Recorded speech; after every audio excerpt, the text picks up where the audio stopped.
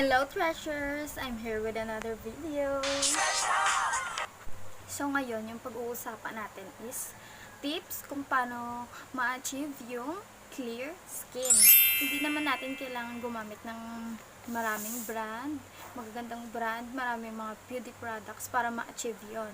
Kaya, bibigyan ko kayo ng 10 tips paano ma-achieve yung clear skin. Kung gusto niyo malaman kung ano-ano yon, please keep on watching.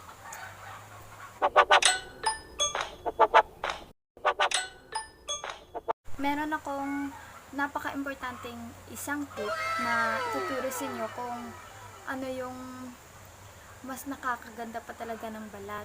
So, isasabi ko dito, gumawa talaga ako ng listahan nito guys. So, eto na yung first. Siyempre, hindi naman natin maiiwasan to, pero hindi natin kailangan palaging gagawin. First is yung pagpupuyat. Alam naman natin na marami talaga yung Pilipino, maraming tao yung nagpupuyat, lalo na yung mga call center. Pero hawi rin naman sila sa kanilang tulog, kaya siguro yung iba hindi naman nagkaka-acne breakout. So, ako, inaamin ko nagpupuyat din ako. Kaya, meron din akong pimple, pero hindi ako palaging nagpupuyat. So, pwede namang magpuyat, pero hindi natin palaging gawin. Minsan lang, para maiwasan yung pagtubo ng pimples. Second is,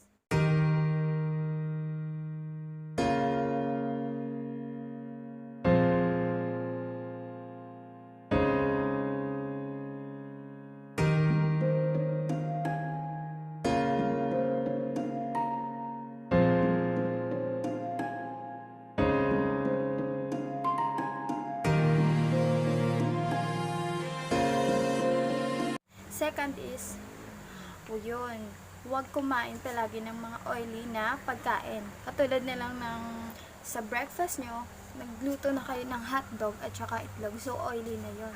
So baka sa lunch nyo, prito ng isda naman, at saka sa dinner, baka itong baboy, mga ganon. So, syempre, dapat iwasan natin yan.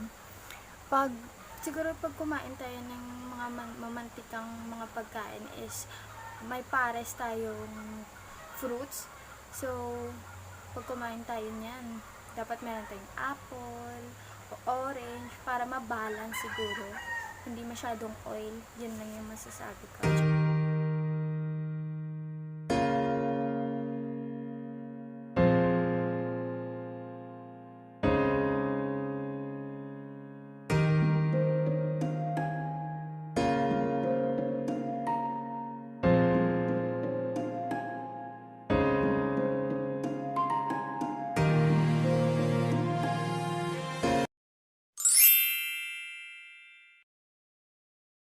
Tsaka sa 3, huwag masyadong marami yung skincare, lalo na kung matapang ito. Kung mild lang naman is okay lang. Kasi yung matatapang na products, yun yung nagsisira ng ating skin eh. Kaya kung sari-sari yung ginagamit, is yun yung nakakapagsira doon.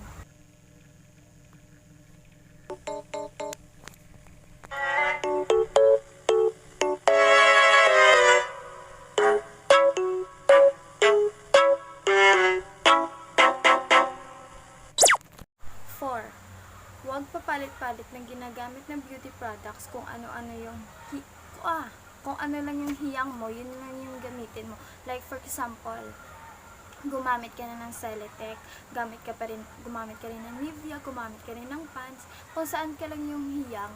Like for example, ako nahiyang ako sa Celetec, so yun yung ginagamit ko. Yan lang yung panatilihin mo, huwag mo nang damihin pa kasi nasisira yung skin mo. Number 5, huwag padalos-dalos sa paggamit ng mga rejuvenating products kasi yung rejuvenating, matapang yan eh. Imbis na makaganda ng skin mo is masira pa.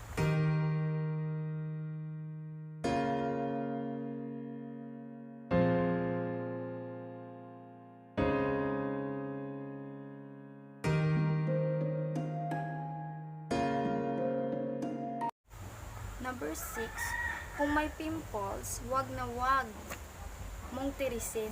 Lalo na pag merong nana, kasi mas dumadami yan guys. At meron din akong na-share sa aking Facebook na tiniris niya yung pimple niya. Sobrang laki, inoperahan talaga.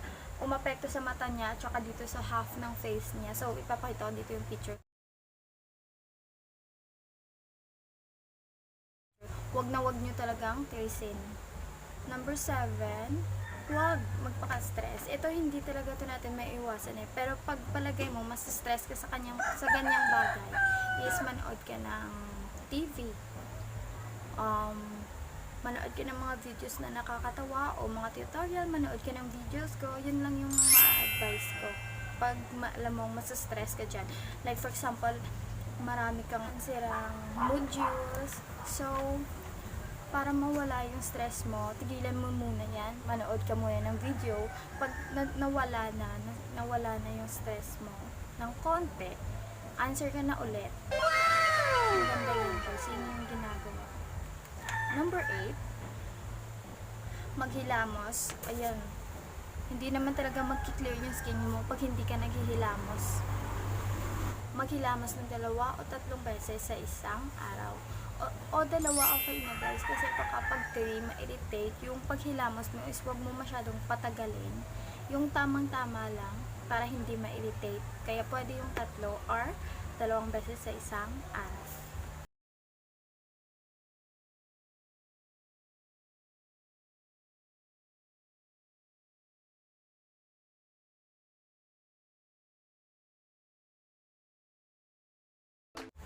Number 9, ito, huwag palagi gumamit ng heavy makeups kasi yan yung nakakasira din ng skin natin. Kasi meron din namang mga tao na sanay palagi mag-makeup pero hindi naman yan heavy talaga. So, yung heavy is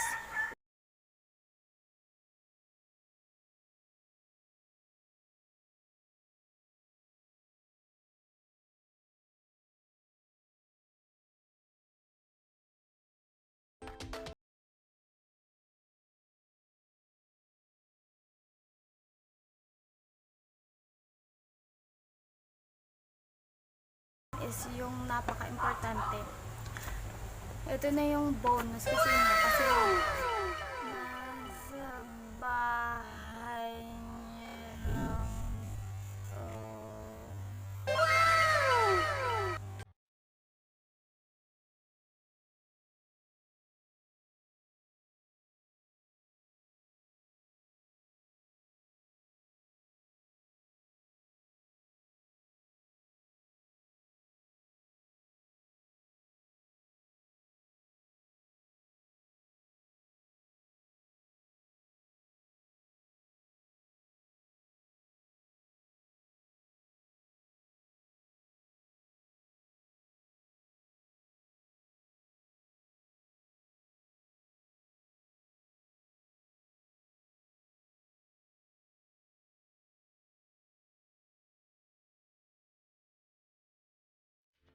Yung number 10 guys is yung napaka-importante.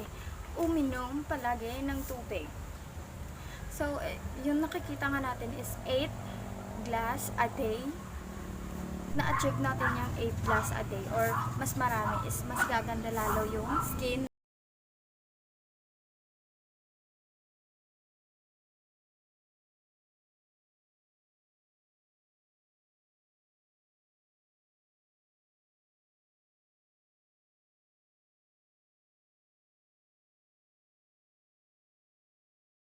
Natin yun na yung alam ko na marami na nakakaalam yun pero marami talaga yung konti lang uminom ng tubig. So pag marami talaga yung ininom mo na tubig guys, ako marami talaga ako uminom ng tubig. Pero sa nakakaganda na ng skin is nakakalinis pa to ng ating katawan. So ito na yung pinaka-importante naturo ko sa inyo. Sana may natutunan kayo guys. At kung nagustuhan niyo itong video na to, i-like nyo at mag-comment kayo. At kung hindi ka pa nakasubscribe sa aking channel, mag-subscribe ka na at i-click mo na rin yung notification bell para ma-notify ka if may bago akong videos. Bye treasures!